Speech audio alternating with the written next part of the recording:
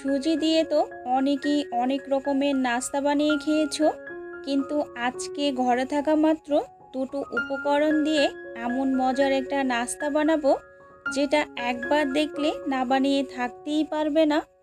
রেসিপিটা একদম সহজ আর স্বাদটা হবে দারুণ, তাই ভিডিওটা স্কিপ না করে শেষ পর্যন্ত দেখো।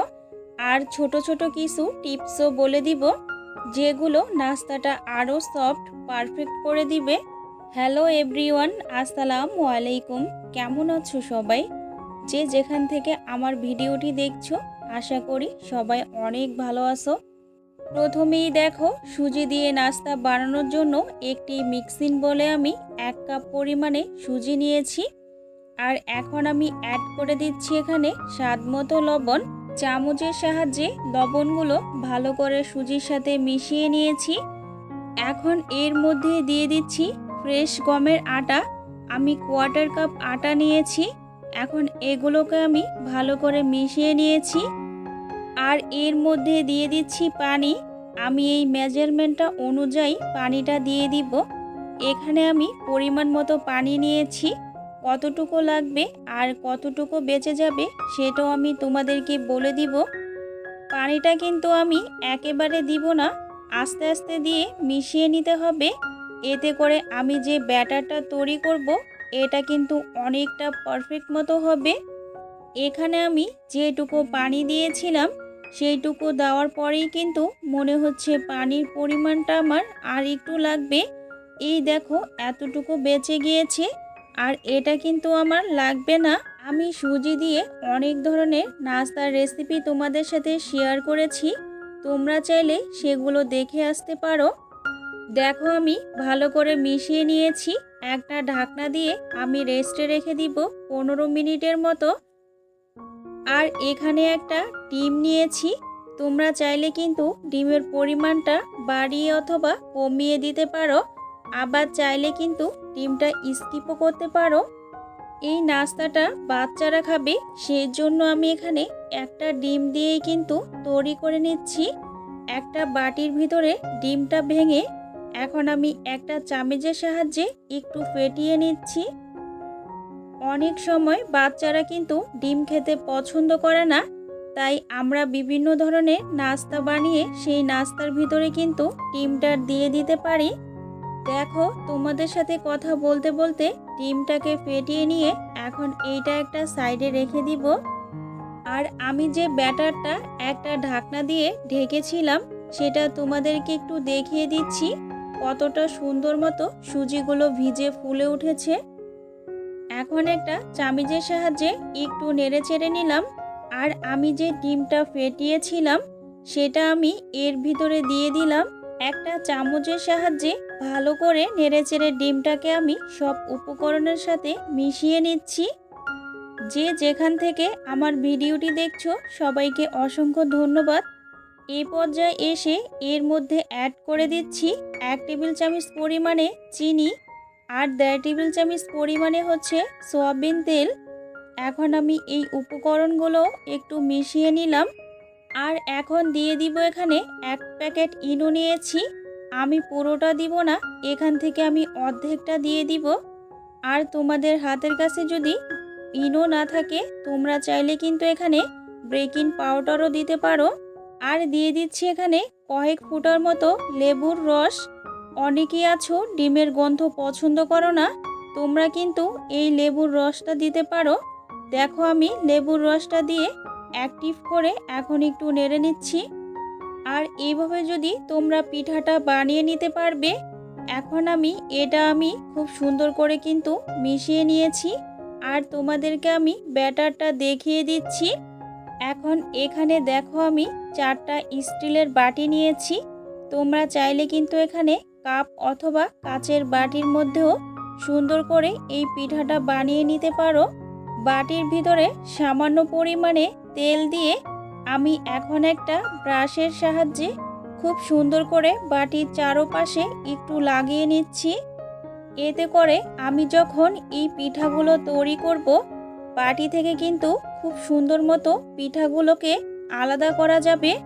আমি সব সময় চেষ্টা করি ইউনিক আর সহজ কিছু রেসিপি তোমাদের সাথে শেয়ার করার জন্য। আশা করি আমার সহজ রেসিপিগুলো তোমাদের কাছে ভালো লাগে। রেসিপি ভালো লাগলে ভিডিওটি ফ্রেন্ডস ফ্যামিলির সঙ্গে শেয়ার করে তাদেরকেও দেখার সুযোগ করে দিবে। আর আমি যে ব্যাটারটা করে নিয়েছিলাম, এই দেখো পরিমাণ মতো বাটির ভিতরে আমি দিয়ে দিচ্ছি। আর যে যেখান থেকে আমার ভিডিওটি দেখছো সবাইকে অসংখ্য অসংখ্য ধন্যবাদ। আমার চ্যানেলে যদি নতুন হয়ে থাকো তাহলে ভালোবেসে চ্যানেলটি সাবস্ক্রাইব করে দিয়ে পাশে থাকা বেল আইকনটি অন করে রেখে দিবে। আমি যে কোনো সময় ভিডিও আপলোড করি সাথে সাথে তোমাদের কাছে নোটিফিকেশন চলে যাবে। আর সময় সুযোগ করে আমার সহজ রেসিপিগুলো তোমরাও দেখে নিতে পারবে। দেখো তোমাদের সাথে কথা বলতে বলতে আমি 4টা বাটিতেই সুন্দর করে দিয়ে দিয়েছি। এখন হাত দিয়ে একটু ট্যাপ করে দিচ্ছি। এখন আমি এগুলোকে ভাপে বসানোর জন্য চলে যাব। তাই আমি আগে থেকে রাইস কুকারে পর্যাপ্ত পরিমাণে পানিটাকে গরম করে নিয়েছি। এখন আমি এই স্ট্রেনারের ভিতরে এক এক করে বাটিগুলোকে দিয়ে দিচ্ছি। দেখো আমি 3টা বাটি কিন্তু দিয়ে দিয়েছি। আর 3টা বাটির মাঝখানে যে অংশটা থাকবে ওখানে আমি আরও একটি বাটি কিন্তু দিয়ে দিলাম। দেখো আমার টোটাল 4টা বাটি কিন্তু আমি দিয়ে দিয়েছি। এখন ঢাকনা দিয়ে আমি ঢেকে দিলাম। আর ঢাকনার যে ছিদ্র আছে, আমি 2টা লং নিয়েছি। লং নিয়ে আমি এই ছিদ্রটাকে বন্ধ করে দিলাম। পিঠাগুলো এখন রাইস কুকারে ভাপে বসিয়ে দিয়েছি। ঢাকনা দিয়ে প্রায় 10 থেকে 15 মিনিটের মতো ভাপ হতে দিব। আর এর ফাঁকে চলুন পিঠার সাথে খাওয়ার জন্য একটা মজার চাটনি তৈরি করে নিই। তার জন্য প্যানের ভিতরে কিছুটা তেল দিয়ে দিলাম। আর 2টা শুকনো মরিচ আমি দিয়ে দিয়েছি। আর আমি অফ ক্যামেরায় মিডিয়াম সাইজের 2টা পেঁয়াজ আর 2টা কাঁচামরিচ আর মিডিয়াম সাইজের একটা রসুন আমি সুন্দর করে কুচি করে নিয়েছি। এখন এগুলোকে আমি প্রথমে একটু ভেজে নিচ্ছি। আর দিয়ে দিলাম স্বাদ মতো লবণ। এগুলোকে কিন্তু আমি বেশি ভাজতে যাব না।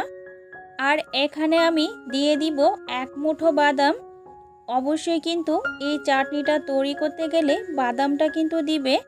দেখো আমি এগুলোকে হালকা করে ভেজে নিয়েছি। এখন আমি তেল থেকে তুলে নিচ্ছি। যে যেখান থেকে আমার ভিডিওটি দেখছো সবাইকে অসংখ্য ধন্যবাদ। তোমরা যদি এখনও একটা লাইক দিয়ে ভিডিওটি কন্টিনিউ না করে থাকো, প্লিজ একটা লাইক দিয়ে ভিডিওটি কন্টিনিউ করবে। তোমাদের একটা লাইক আমার কাছে অনেক মূল্যবান, কারণ তোমাদের একটা লাইক আমার ভিডিওটি শেয়ারের জন্য কাজ করে। দেখো ভেজে রাখা সব উপকরণগুলো মিক্সিং জারে দিয়ে দিচ্ছি। সাথে একটু ধনেপাতা দিয়ে দিব। এতে চাটনি আসবে দারুণ একটা ফ্রেশ ফ্লেভার আর সুন্দর গ্রান। এখন আমি দিয়ে দিয়েছি এখানে সামান্য পরিমাণে একটু পানি। আর এর মধ্যেই কিন্তু আমি খুব সুন্দর করে চাটনিটা তৈরি করে নিয়েছি। আর চাটনিটা কিন্তু আমি একটু পানি পানি করেই রাখবো, এতে করে খেতে কিন্তু মজা লাগবে। আর আমি একটি বাটির ভিতরে কিন্তু চাটনিটা তুলে নিচ্ছি। আমার চাটনিটা কিন্তু পুরোপুরি কমপ্লিট হয়নি। এখানে আমি স্পেশাল একটা ফোড়ন দিয়ে দিব। তাই ভিডিওটি স্কিপ না করে তোমরা দেখতে থাকো। আশা করি অনেক অনেক ভালো লাগবে। দেখো আমি একটা চামিচে কিছুটা তেল গরম করে আমি 1 টেবিল চামচের মতো এখানে সাদা তিল দিয়ে এখন ওই তেলটা আমি খুব সুন্দর করে চাটনির সাথে একটু মিশিয়ে নিচ্ছি।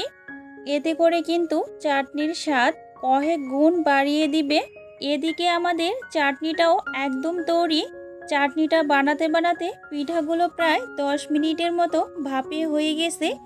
এবার চলো রাইস কুকারের ঢাকনাটা খুলে দেখি ভিতরে আমাদের পিঠাগুলো কতটা সুন্দর আর নরম হয়েছে। তোমাদেরকে একটু কাছ থেকে দেখিয়ে দিচ্ছি। এবার সাবধানে একে একে বাটিগুলো তুলে নিচ্ছি। ভাপের গরমটা একটু কমে এলে পিঠাগুলোকে বাটি থেকে বের করে নিব। আর তোমরা চাইলে কিন্তু ঘরে থাকা সুজি দিয়ে এই মজার পিঠাটা একবার বানিয়ে দেখতে পারো। খুব সহজেই তৈরি হয়। আর সাথে এই চাটনিটা থাকলে স্বাদটা হবে একদম জমজমাট। কতটা সহজভাবে কিন্তু উঠে আসছে আর অনেকটা সুন্দর পারফেক্ট মতো হয়েছে। তোমরা দেখেই বুঝতে পারছো। আমি তোমাদেরকে দেখিয়ে দিচ্ছি কতটা সফট আর তুলতুলে হয়েছে। তোমরা যদি কখনো সুজি দিয়ে এভাবে পিঠা বানিয়ে না খেয়ে থাকো, তাহলে আজকের ভিডিওটা তোমাদের জন্য। এটা কিন্তু চাইলে বাচ্চাদের স্কুল টিফিনেও তোমরা ঝটপট বানিয়ে দিতে পারো। হাতের কাছে থাকা মাত্র দুটো উপকরণ দিয়ে যে এত মজার একটা রেসিপি বানানো যায়, আমি না বানানোর পরে বিশ্বাসই করতে পারিনি। আমার আজকের সহজ রেসিপিটি তোমাদের কাছে কেমন লেগেছে ছোট্ট একটা কমেন্টে জানাতে ভুলবে না। ভিডিওটি ভালো লাগলে ফ্রেন্ডস আর ফ্যামিলির সঙ্গে শেয়ার করে দিয়ে তাদেরকেও দেখার সুযোগ করে দিতে পারো। দেখো আমি একটা সার্ভিং প্লেটে 4টা পিঠাই কিন্তু আমি খুব সুন্দর করে নিয়েছি। আর তোমাদেরকে একটা ভেঙে দেখিয়ে দিচ্ছি ভিতরটা সফট আর কতটা নরম তুলতুলে স্পঞ্জি হয়েছে। এটা কিন্তু ছোট বড় সবাই ভীষণ পছন্দ করবে। আজকের মতো আমি এখানেই বিদায় নিচ্ছি। দেখা হবে নেক্সট কোনো রেসিপিতে। সবাই ভালো থেকো, সুস্থ থেকো। আল্লাহ হাফিজ।